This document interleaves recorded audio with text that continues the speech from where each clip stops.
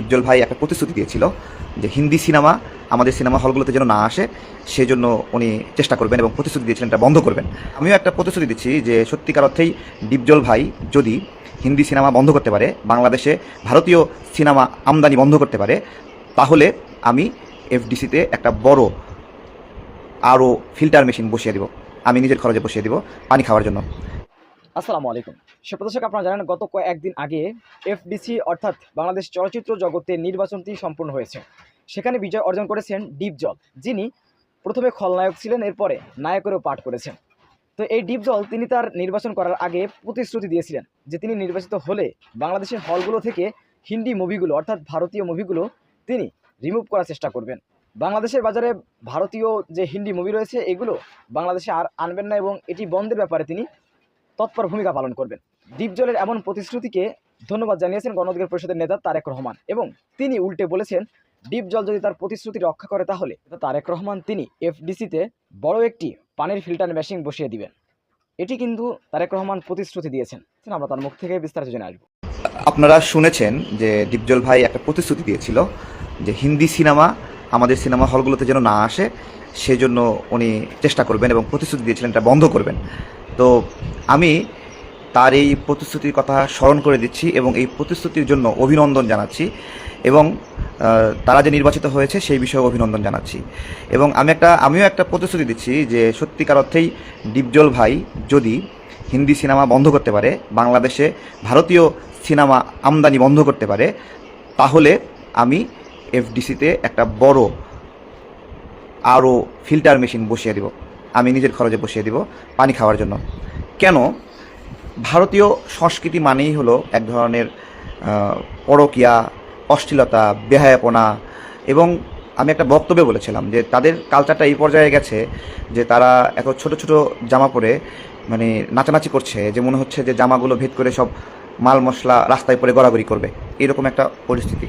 তো এই সংস্কৃতিগুলো আমাদের আপনার হলো ঘরে ঘরে ঢুকে যাচ্ছে, ভারতীয় সিডি সিডি সব কিছু। এটা একটা অন্যরকম আগ্রাসন। মানে আমি বলেছিলাম যে আপনি যখন কেউ যদি যখন পর্ন ভিডিও দেখে তখন সে লুকায় লুকায় একা একা দেখে, কিন্তু একটা সিনেমার মধ্যে যখন অশ্লীলতা ঢুকায় দেওয়া হয়, ওই সিনেমাটা পরিবারের ছোট মানে 5 বছরের বাচ্চা থেকে শুরু করে একবারে 70 বছরের বৃদ্ধ পর্যন্ত সবাই একসঙ্গে দেখে। তো একটা পরিবারের সবাই একসঙ্গে দেখা অবস্থায় একটা সিনেমা হঠাৎ করে মানে উলঙ্গ মানুষ হাজির হচ্ছে, এটাকে একটা পরিবার কীভাবে অ্যাকসেপ্ট করে? ঠিক আছে, আমার প্রশ্ন, এটা কীভাবে অ্যাকসেপ্ট করে? তো এই সকল বেহায়াপনা বন্ধের ব্যবস্থা নিতে হবে। আমাদের দেশে সাংস্কৃতিক আগ্রাসন চলছে, সাংস্কৃতিক আগ্রাসন। ভারতীয় টিভি সিরিজ, ভারতীয় সিনেমা আমদানি করার জন্য কিছু ভারতীয় দালাল খুব উঠে পড়ে আছে, এবং তাদের কাছে ভারতীয় সিনেমাগুলো মানে কোনো বিষয় না, এটা হতেই পারে আমাদের দেশে, এরকম একটা অবস্থা। দেখেন, আমাদের বাংলাদেশের একটা সংস্কৃতি আছে, এই সংস্কৃতিতে আমরা প্রচুর অতিথিপরায়ণ, প্রচুর মানবিক এবং প্রচুর পরস্পরকে সহযোগিতা করি। হ্যাঁ, আমাদের নাটকগুলো আপনার হলো অপি করিম, মোশাররফ করিম, তারপরে হলো জাহিদ হাসান, তারপরে তিশা সহ অনেক ভালো ভালো, তাহসান অনেক সুন্দর সুন্দর নাটক উপহার দিয়েছে। ইন্ডিয়াকে 10 বার জন্মগ্রহণ করতে হবে এই লেভেলের সুস্থ চিন্তার কোনো একটা শিল্প তৈরি করতে, অথচ এই সুস্থ শিল্পগুলোই আস্তে আস্তে ডাউন হয়ে যাচ্ছে। আর আপনার হলো অশ্লীলতা, বেহায়াপনা, খিস্তি দেওয়া, গালি দেওয়া, এগুলো প্রমোট হয়ে যাচ্ছে। তো আমাদের প্রত্যাশা যে দেখেন, আপনার নরসিংদীতে একটা সিনেমা হল ভেঙে মাদ্রাসা বানাবে, আমরা কিন্তু সবাই খুশি হয়েছি। কেন খুশি হয়েছি? কারণ এইখানে ভারতীয় সিনেমা ঢুকাচ্ছে, এখানে অশ্লীলতা ঢুকাচ্ছে, বেহায়াপনা ঢুকাচ্ছে। আপনি দেখেন যে সিনেমা কিন্তু ইরানও বানায়, এক একটা ইরানি সিনেমা এত হাই ফ্রিকোয়েন্সির যে এটা 10 বার দেখলেও মানুষের মানে আকাঙ্ক্ষা শেষ হয় না। এক একটা তুর্কি সিরিজ এত হাই ফ্রিকোয়েন্সির যে মানুষ 5 বার দেখলেও এটাকে মানে মানুষের খারাপ লাগে না।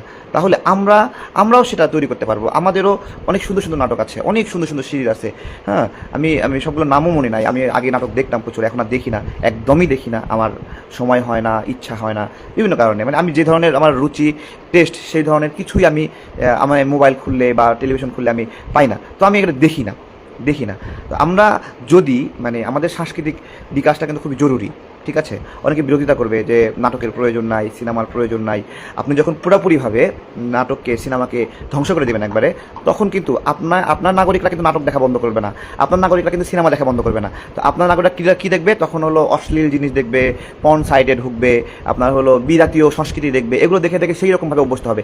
দেখা কিন্তু কেউ বন্ধ করতে পারবে না। তো সেই জায়গা থেকে সেই দেখার দর্শকদেরকে যদি আপনার হলো ধর্মীয় অনুভূতিকে সম্মান জ্ঞাপন করে সুন্দর সুন্দর আপনার হলো আমাদের সংস্কৃতির সাথে যেটা যায়, আমাদের পারিবারিক যে গল্প, সেই রকম গল্পের সাথে সম্পৃক্ত স্টোরি দিয়ে সিনেমা করা, সেগুলো দেখেন। আমাদের সিনেমাগুলো কেন আমরা সিনেমা আকারে কেন হিট হচ্ছে না? কারণ আমাদের সিনেমাতে একটা পুলিশ কতটা খারাপ আচরণ করতে পারে, কতটা দুর্নীতিপরায়ণ হতে পারে, এটা কিন্তু সিনেমাতে দেখাতে দিবে না। একটা রাজনীতিবিদ কতটা দুর্নীতিপরায়ণ, কতটা খারাপ, কতটা বিভৎস হতে পারে, আমাদের সিনেমায় কিন্তু এটা কিন্তু দেখাতে দিবে না। এটা করলেই একটা রাজনীতিবিদ কত খারাপ, এই খারাপের রূপটা যদি দেখাতে চাই, বলবে যে সিনেমা বোর্ড থেকে তুমি রাজনীতিবিদের খারাপ দেখাচ্ছ, সেন্সর বোর্ডে আটকায় দেবে। আবার পুলিশ, কত খারাপ পুলিশ আছে, সেই চিত্র যদি একটা সিনেমায় তুলে ধরেন, তাহলে বলবে যে পুলিশ বাহিনীর বিরুদ্ধে অপপ্রচার করতেছে, এই সিনেমা হবে না। তো এরকমভাবে প্রত্যেকটা বাহিনীরই খারাপ আছে, প্রত্যেকটা গোত্রেরই খারাপ আছে, সেই ভালো আছে, সেই ভালো এবং খারাপ যদি একটা সিনেমায় তুলে ধরা না যায়, তাহলে কিন্তু ওটা সিনেমা থাকে না। আমাদের সিনেমাগুলো কেন মানুষ আকর্ষণ পাচ্ছে না? কারণ একটা সিনেমা, একটা বাস্তব জীবনে একটা পুলিশকে যেভাবে কালপ্রিটের মতো দেখে মানুষ, যেভাবে পুলিশের মতো ত্যক্ত তিক্ত, সিনেমাতে ওটা দেখাতে দেয় না। তাহলে মানুষ বাস্তবে দেখে পুলিশ একরকম, আর সিনেমায় ঢুকে দেখে পুলিশ হলো অনেক মানবিক, অনেক এরকম অবস্থা। এই যদি হয়, তাহলে সিনেমা কিন্তু হবে না। এই জিনিসগুলো কিন্তু খুবই খেয়াল রাখা দরকার। আমাদের সত্যিকার অর্থে আমাদের সোসাইটিতে কি চলছে এখন, এটার একটা দর্পণ হওয়া উচিত আমাদের সিনেমা। পাশাপাশি আমাদের রাজনীতিতে কি নোংরামিটা হচ্ছে, এইটার একটা দর্পণ হওয়া উচিত আমাদের সিনেমা। এবং সেটা আমাদের ভোটাধিকার হতে পারে, নাগরিকদের ক্রাইং নিড ভোটাধিকার, এটা নিয়ে একটা সিনেমাও হবে না, এটা তো হতে পারে না, তাই না? আমাদের সমাজের অবস্থা তো, এটা চলচ্চিত্র হবে না, হবে না। আমি যারা নির্বাচিত হয়েছে, ডিপজল, মিশা সওদাগর, তাদেরকে সহ যারা পরাজিত হয়েছে, তাদেরকেও বলবো যে আমাদের সিনেমাকে যদি আপনারা দেশের সিনেমাকে যদি সুন্দর করতে চান, তাহলে প্রথম যে কাজটি, সেটি হলো ভারতীয় আগ্রাসন থেকে আমাদের মুক্ত হতে হবে, এখানে বিজাতীয় সংস্কৃতি থেকে মুক্ত হতে হবে, আমাদের সমাজের গল্পগুলো খুঁজে খুঁজে বের করতে হবে।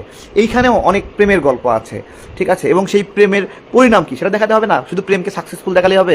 প্রেম করতে গিয়ে কতজন কত জায়গায় বেজ্জতি হচ্ছে, কতজন প্রেমের নামে গিয়ে ধর্ষিত হচ্ছে, সেগুলো দেখাতে হবে না। হ্যাঁ, শুধুমাত্র ভালো দেখালেই হবে? খারাপটাও দেখাতে হবে, যে এইটার ফলে এই হচ্ছে খারাপ, ঠিক আছে। পাশাপাশি আপনার হলো ধর্মীয় বিষয়গুলো, আমাদের ধর্মীয় সম্প্রীতি জায়গাগুলো তুলে ধরতে হবে, কীভাবে সম্প্রীতি বোধ জায়গায় হয়। এই যে দেখেন, ফরিদপুরে একটা সাম্প্রদায়িক সংঘাত হলো, এই সাম্প্রদায়িক সংঘাতটাকে অবশ্যই সিনেমার মধ্যে তুলে ধরতে হবে, যে বাস্তবে কী হয়েছে, এবং তার একটা পরিণাম আনতে হবে ন্যায় বিচারের, যে এই পরিণাম এই বিষয়, এবং তাদেরকে এইভাবে শাস্তি দেওয়া হয়েছে। ঠিক একইভাবে কোনো হিন্দুর উপরে যদি আক্রমণ হয়, তো যারা সাম্প্রদায়িক হামলা করলো, তাদেরকে বিচারের আওতায় কীভাবে আনা হলো, কেমন হওয়া উচিত, এই তো একটা সমাজকে পুরো গাইড করবে একটা আপনার হলো সাংস্কৃতিক টিম। হ্যাঁ, তারা গাইড করবে, পরামর্শ দেবে। সেই জায়গা থেকে আমরা 1000 কিলোমিটার দূরে গেছি। একটা সিনেমা যেটা হয়েছে, যে বাপকে মারছে, বেটা আসে পরিশোধ নিচ্ছেন, দিন টান তা সিনেমা করে, গান করে সবাই বের হয়ে যাচ্ছে, ঠিক আছে। এটা কি সিনেমা? কত স্টোরি আছে, মানুষের কত স্বপ্ন আছে, তারপরে এই সমাজে বেকাররা কত সাফারিংস আছে, চাকরির সমস্যা নিয়ে কত সাফারিংস আছে, এই সাফারিংসগুলো কত অ্যাকিউট সাফারিংস। কেউ যদি গভীরভাবে ভাবে, আমাদের পরিবারগুলো, আপনারা ঢাকাতে আমরা যারা থাকি, বা ঢাকাতে যারা থাকে, গ্রাম থেকে একটা ছেলে আসলে সে বাসায় ডাইনিং টেবিলে ঘুমাতে দেয় না পর্যন্ত, যে না ওখানে সে থাকতে পারবে না, চলে যাও, কখন যাবা? হ্যাঁ, তো এই যে আমাদের সোশ্যাল এক একটা পার্ট আছে, এই পার্টগুলোর অংশগুলো নিয়ে এক একটা সিনেমা বানানো উচিত। মানুষের স্বপ্ন নিয়ে সিনেমা বানানো উচিত, মানুষের দুঃস্বপ্ন নিয়ে সিনেমা বানানো উচিত, দুর্ঘটনা নিয়ে সিনেমা বানানো উচিত, মানুষের সফলতা নিয়ে সিনেমা বানানো উচিত।